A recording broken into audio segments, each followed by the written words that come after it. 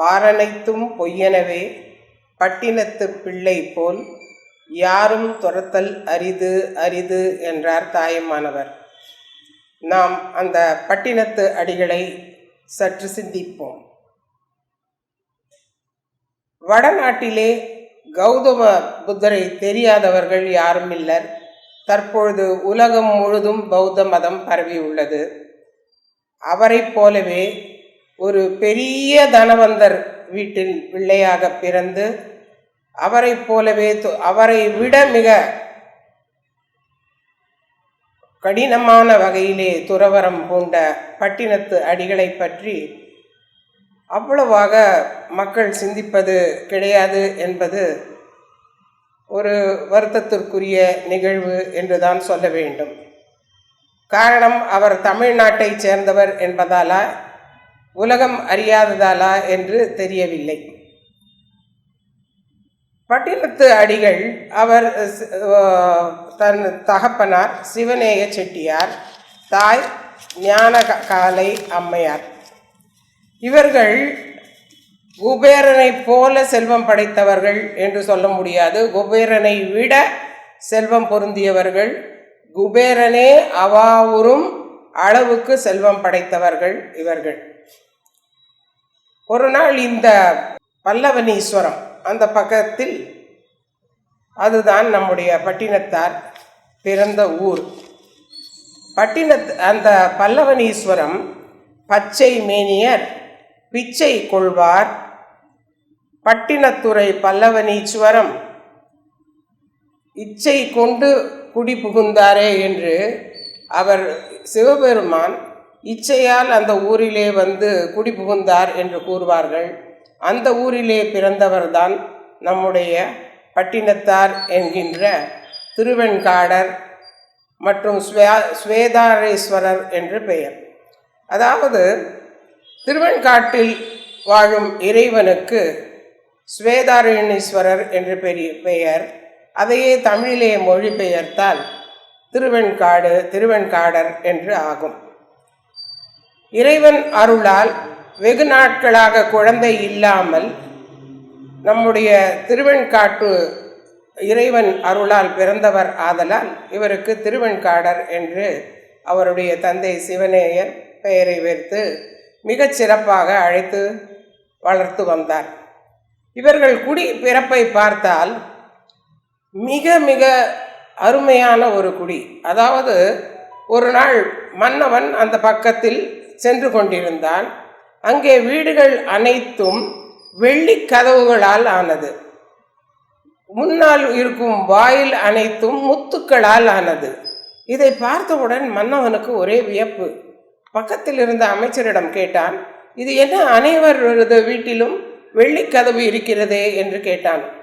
உடனே அமைச்சர், ஆம், நம்முடைய அரண்மனையில் கூட மரக்கதவு தான் இருக்கிறது, ஆனால் இங்கே அனைவரும் வெள்ளிக்கதவு போட்டிருக்கிறார்கள்.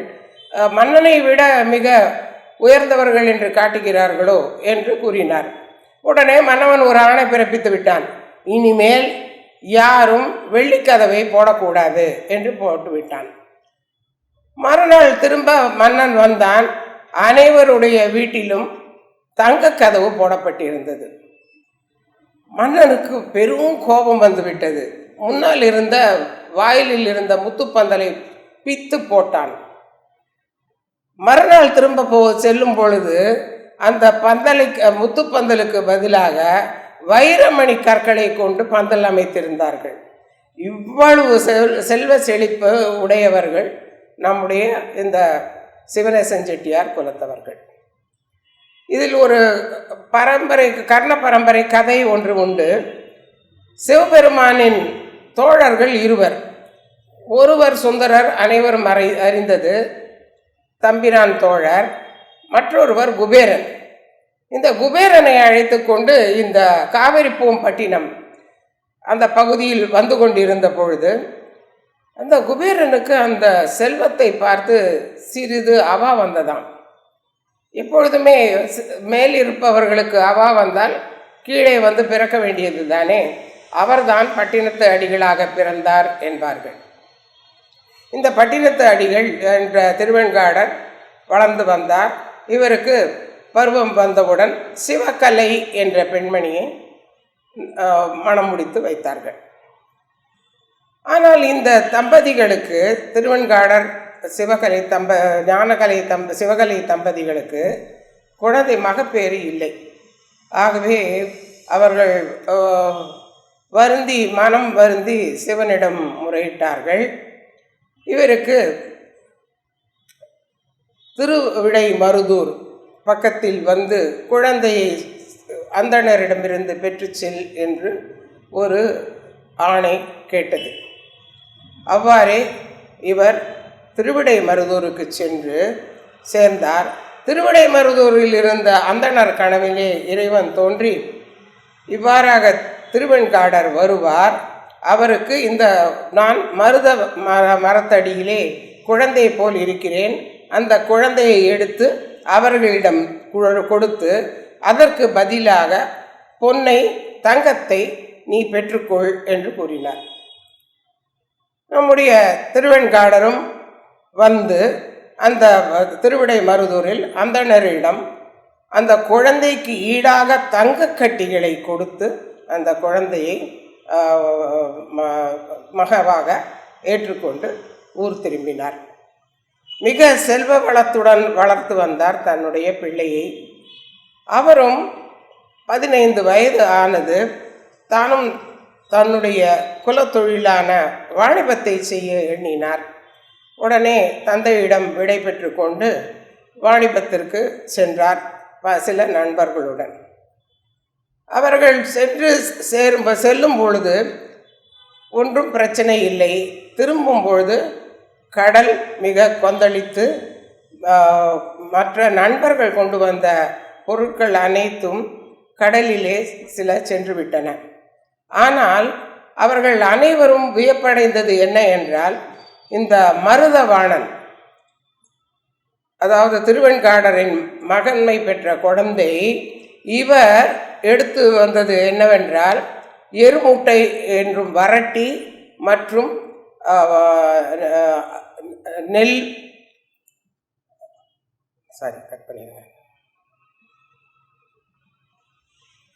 வரட்டியும் உமியும். இவர் ஊர் வந்து சேர்ந்தார்கள். தந்தை தன் மகன் என்ன வாடிபம் செய்து கொண்டு வந்திருப்பான் என்று பார்த்த பொழுது மிகுந்த வியப்பு. வெறும் வரட்டியும் உமியும் தான் இருந்தது. அதை பார்த்தவுடன் அவர் வெகுண்டார். ஆனால் சிறிது நேரத்தில் அவருடைய தாயாரிடம் மருதவாணன் ஒரு பேழையை கொடுத்துவிட்டு அவர் மறைந்து விட்டார். நம்முடைய திருவெண்காடர் அந்த பேழையை திறந்து பார்த்த பொழுது அதிலே ஒரு ஓலை சுவடியும் அடுத்து காதற்ற ஊசி ஒன்றும் இருந்தது.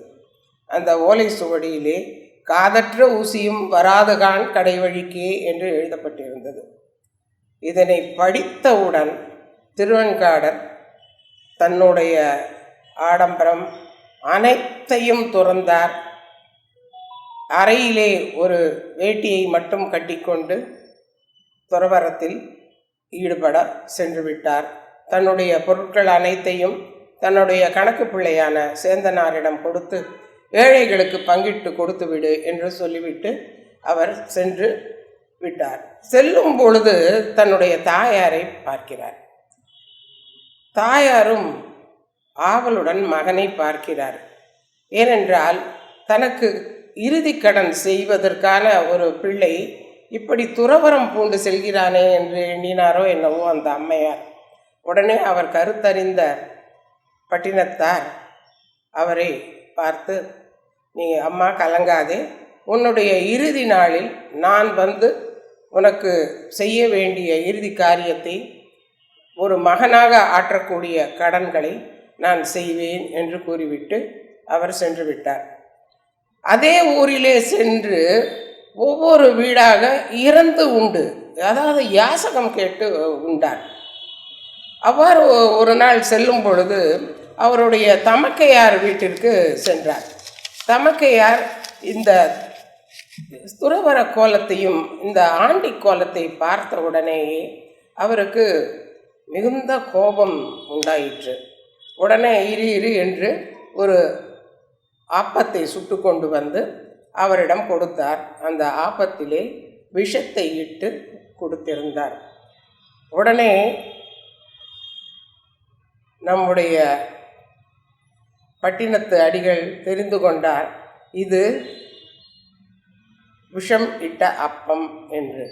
உடனே அவர் தன்வினை தன்னை சுடும், வீட்டப்பம் ஓட்டை சுடும் என்று அந்த அப்பத்தை வீட்டின் அருகே சொருகிவிட்டு சென்று விட்டார். அந்த வீடு பற்றி எரிய ஆரம்பித்து விட்டது. அப்பொழுதுதான் அனைவரும் உணர்ந்தனர் இவர் ஒரு சித்தர் என்று. இந்த திருவெண்காடர் என்பவர் பட்டினத்தடிகள் என்று எப்படி பெயர் வந்தது என்று பார்ப்போமேயானால், அனைவரும் அவரை பெயரிட்டு அழைப்பதற்கு சிறிது தயக்கம் காட்டினார்கள். ஏனென்றால் மிகப்பெரிய செல்வந்தர், இவரை எப்படி பெயரிட்டு அழைப்பது என்று. அவர் பிறந்த ஊர் காவிரிப்பூம்பட்டினத்தில் உள்ள பல்லவனீச்சுவரம் பட்டினம் இடம், அதாவது கடலும் கடல் சார்ந்த இடத்தை பட்டினம் என்பார்கள். ஆகவே இவர் காவிரிப்பூம்பட்டினம் அருகிலேயே உள்ள பகுதியில் பிறந்ததால் இவரையும் பட்டினத்து அடிகள் என்றே அனைவரும் அழைக்கலானார்கள். இவர் ஒவ்வொரு பகுதியாக சென்று அதற்கு பிறகு சேரும் பொழுது திடீரென்று அவருக்கு ஒரு ஞானோதயம் ஏற்பட்டது. தன்னுடைய தாயாருடைய அந்திம காலம் நெருங்கிவிட்டது என்பதனை உணர்ந்து அவர் தன்னுடைய ஊருக்கு திரும்பலானார். இவர் ஊர் திரும்பும் முன்னரே அவருடைய அன்னையின் உடலை இடுகாட்டுக்கு கொண்டு சென்று விட்டனர். அவர்கள் அந்த உடலின் மீது நன்றாக காய்ந்த விறகுகளை எடுத்து அடுக்கி வைத்தார்கள்.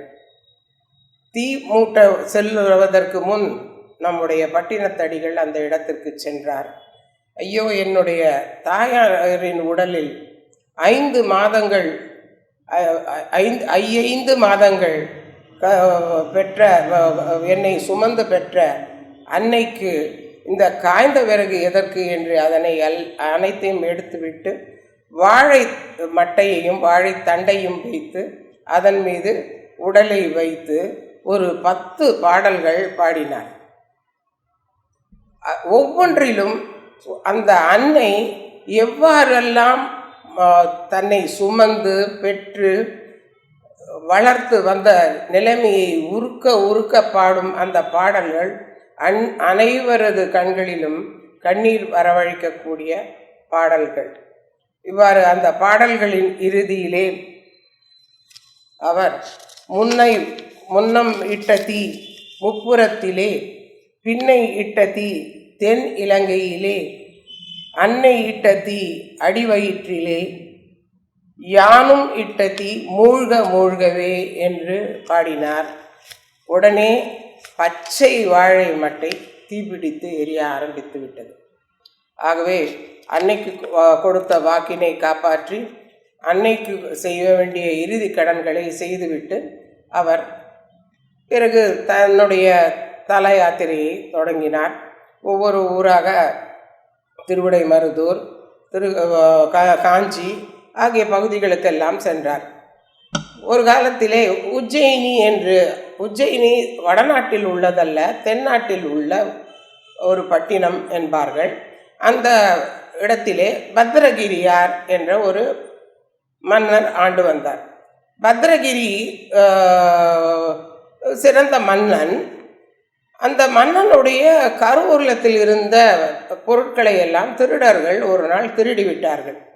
திருடுவதற்கு முன்பாக அந்த காட்டிலே உள்ள ஒரு பிள்ளையார் கோவில், அந்த பிள்ளையார் கோவிலிலே பிள்ளையாருக்கு அவருக்கு நாங்கள் திருடி நல்ல முறையிலே வந்தால் உனக்கும் காணிக்கை செலுத்துகிறோம் என்று அவருக்கும் ஒரு பங்கு என்று சொல்லிவிட்டு போய் நல்ல விதமாக திருடி கொண்டு வரும்பொழுது அவர் பிள்ளையாருக்குரிய பங்காக ஒரு முத்து மாலையை எடுத்து பிள்ளையார் மீது போட்டார்கள்.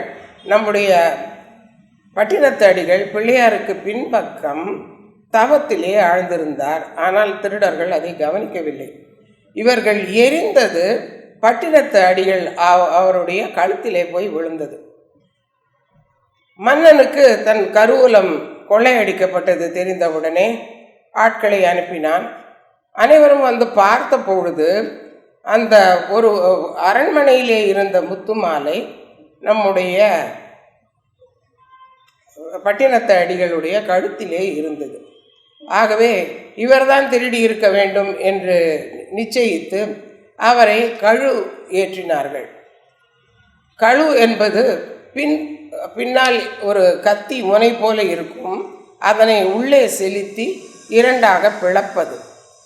அது அந்த மாதிரியான ஒரு கழு மரம் அது. அதிலே ஏற்றுவதற்கு தயாராக வைத்தார்கள். இவர் என்னுடைய வினையெல்லாம் இப்படி இருக்கிறதே என்று சிவனை வேண்டினார். சிறிது நேரத்திலே அந்த கழு மரம் அப்படியே பற்றி எரிந்தது. உடனே அங்கு இருந்த பத்ரகிரி மன்னன் இதை அறிந்து திகைத்து விட்டான். அவன் அதற்கு முன்பே பக்குவப்படுத்தப்பட்ட மனத்தை உடையவராக இருந்தான். ஆகவே இனிமேல் இந்த அரண்மனை வாழ்வு வேண்டாம் என்று உதறிவிட்டு தன் பிள்ளையிடம் அரியணையை அளித்துவிட்டு அவரும் நம்முடைய பட்டினத்து அடிகளையே குருவாக கொண்டு புறப்பட்டு விட்டார். இருவரும் திருவிடைமருதூரிலே சிறிது காலம் தங்கியிருந்தார்கள். பத்ரகிரியார் எப்பொழுதும் தன்னுடைய குருவிற்கு உணவு அளித்த பிறகு அவர் உண்பார். அவரும் இறந்து உண்ணும் வாழ்க்கையே வைத்திருந்தார். ஆனால் அவருடன் ஒரு கப்பரை திருவோடு இருந்தது. அதிலே தான் அவர் எப்பொழுதும் பிச்சை எடுத்து உண்பார். அவ்வாறு உண்கையில் ஒரு நாள் ஒரு நாய் வந்தது. அவர் தன்னுடைய குருவுக்கு ஒரு பங்கு அளித்துவிட்டு நாய்க்கு இன்னொரு பங்கையும் அளித்தார். அந்த நாய் அவரை விட்டு விலகாமல் அவருடன் கூடவே வந்தது. ஆகவே இவ்வாறு அவர் கப்பறையிலே திருவோட்டிலே பிச்சை எடுப்பதும் பக்கத்திலே நாய்க்கு உண்ண வைப்பதுமாக இருந்தார். ஒரு நாள் ஒருவர் வந்து நம்முடைய பட்டினத்து அடிகள் அவர் ஒரு பக்கம் இருந்தார். அவரிடம் ஐயா பசிக்கிறது ஏதேனும் கொடுங்கள் என்றார். உடனே இவர் என்னிடம் ஏன் கேட்கின்றாய்? நான் தேசாந்திரி, என்னிடம் ஒன்றும் இல்லை. ஆனால் இன்னொரு பக்கத்திலே ஒரு குடும்பஸ்தன் இருக்கிறான். அவனுக்கு ஒரு ஓடு ஒரு நாய் அனைத்தும் இருக்கிறது. ஆகவே அவர்களுடன் போய் கேளுங்கள் என்று சொன்னார்.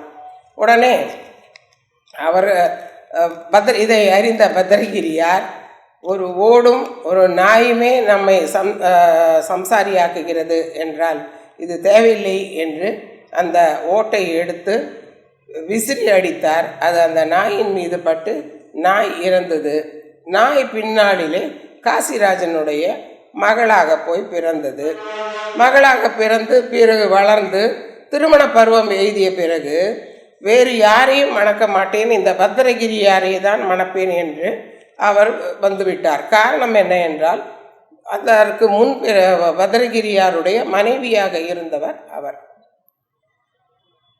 அவர்தான் நாய் பிறவியாக வந்து பிறகு காசிராஜனுடைய அரண்மனையிலே அரசியாக வாழ்ந்தவர்.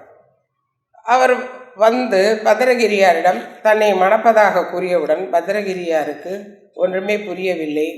தான் அனைத்தும் துறந்த துறவி என்று அறிந்தும் இந்த பெண் நம்மை திருமணம் செய்து கொள்ள வருகிறாளே என்று தன்னுடைய குருநாதரிடம் கேட்டார்.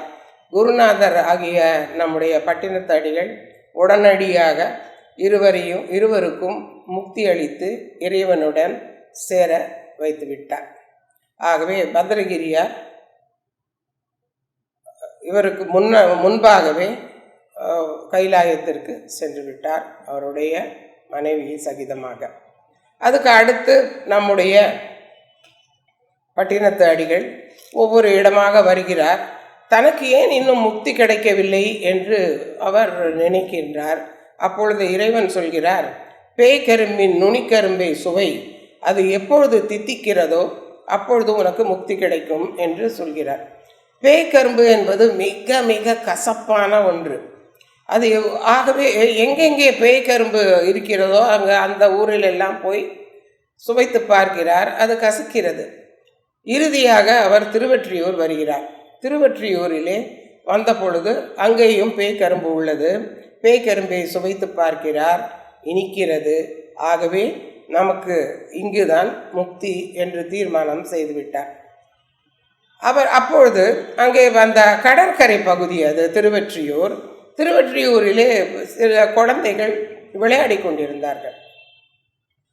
நம்முடைய பட்டினத்தடிகள் அவர்களிடம் போய் என்னையும் விளையாட்டில் சேர்த்து கொள்ளுங்கள் என்றார். உமக்கு என்ன தெரியும் என்று கேட்டார்கள். நான் ஒரு இடத்திலே மறைந்தால் இன்னொரு இடத்திலே போய் தோன்றி விடுவேன். அவ்வாறு என்னை மூடிவிடுங்கள், நான் இன்னொரு இடத்திலே தோன்றி விடுவேன். பிள்ளைகளுக்கு இந்த விளையாட்டு மிக பிடித்திருந்தது. ஒரு குழியை தோண்டினார்கள், இவரை புதைத்தார்கள். அவர் புதைத்த இடத்திலிருந்து இன்னொரு இடத்தில் போய் தோன்றினார். இவ்வாறு 3 தடவை அது மாதிரி தோன்றினார். இறுதியிலே அவர் சொன்னார், என்னை இப்பொழுது புதைத்து விடுங்கள், கழுத்து மட்டும் தலை மட்டும் வெளியே இருக்கும்படி என்னை மூடிவிட்டு நீங்கள் சென்று விடுங்கள் என்றார். அனைவரும் இவரை அவ்வாறே புதைத்துவிட்டு சென்று விட்டார்கள். சென்று விட்ட பிறகு அந்த விளையாட்டிலே இருந்த ஒரு பையனுக்கு மட்டும் இரவு அந்த குழந்தை உண்ணும் பொழுது அவருக்கு ஞாபகம் வந்தது. ஐயோ, அங்கே ஒருத்தரை புதைத்து வைத்தோமே, அவர் தலை மட்டும் வெளியே தெரியும், அவருக்கு பசிக்கும் அல்லவா அப்படி என்று நினைத்து தனக்கு அளித்த உணவை எடுத்துக்கொண்டு கடற்கரை ஓரம் வந்தார். வந்து நம்முடைய பட்டினத்து அடிகளிடம், ஐயா, தாங்கள் உணவு அருந்த வேண்டும் என்றார். உடனே எனக்கு ஒரு 3 கவளம் உணவு கொடு என்றார். 3 கவளத்தை உண்டார். பிறகு அந்த குழந்தையிடம் நீயும் ஒரு 3 கவளம் உண் என்றார். அந்த குழந்தை உண்ட பிறகு குட்புற படுக்க வைத்தார். மறுநாள் காலையிலே அங்கே வந்து பார்த்தவர்களுக்கு ஒரு லிங்கமும் அந்த குழந்தை நந்தியுமாக தெரிந்தது. ஆகவே பட்டினத்து அடிகள் அங்கேயே ஜீவசமாதி அடைந்து விட்டார். இன்றும் அவருடைய ஆடி மாதம் உத்திரட்டாதி நட்சத்திரத்திலே அவருக்கு மிக சிறப்பாக குரு பூஜை நடக்கிறது. அதே போன்று அவர் பிறந்த ஊரான காவிரிப்பூம்பட்டினத்துக்கு அருகே உள்ள பல்லவரீஸ்வரம் கோயிலிலும் இப்பொழுதும் செட்டி நாட்டு பெருமக்கள் வந்து அங்கே உற்சவத்தை, ஒரு 10 நாள் உற்சவத்தை அங்கே தொடர்ந்து இன்றும் நடத்தி கொண்டு வருகிறார்கள். பட்டினத்து அடிகள் என்று பார்க்கும்பொழுது அவர் முதலிலேயே பார்த்தோம், தாயுமானவரே அவரை புகழ்கிறார். பட்டினத்தடிகளுடைய பாடல்கள் அனைத்தும் 11ஆம் திருமுறையிலே வந்து வருகிறது. அனைத்தும் மிக எளிமையான பாடல்கள். அவர் சொல்வார், இப்படி குழந்தைகளை பெற்றுக்கொண்டு அந்த குழந்தைகளை வளர்க்கவும் தெரியாமல் கஷ்டப்படுகிறீர்களே, அசைத்த குரங்கு போல இருக்கிறீர்களே என்றெல்லாம் பாடுவார் பட்டினத்து அடிகள். ஆகவே அவர் பாடும் ஒவ்வொன்றும் மனித குலத்திற்கு, மனிதர்கள் உய்யும் வகையில் ஆசையை அற்று, ஆசை அருமின் ஆசை அருமின் ஈசனோடாயினும் ஆசை அருமின் என்பது போல ஆசையை அறுக்கும் பாடல்களாக, மனிதர்களுக்கு மனித பிறவிக்கு ஏற்ற பாடல்களாக அவை இன்றும் திகழ்ந்து கொண்டிருக்கிறது. ஆனால் கௌதம புத்தர் போன்று அனைத்தையும் துறந்த நம்முடைய பட்டினத்து அடிகள் இன்னும் அவருடைய புகழ் இன்னும் மேன்மேலும் பரவ அனைவரும் இறைஞ்சுவோம். அவருடைய நாமம் வாழ்க, அவருடைய புகழ் ஓங்குக. வணக்கம்.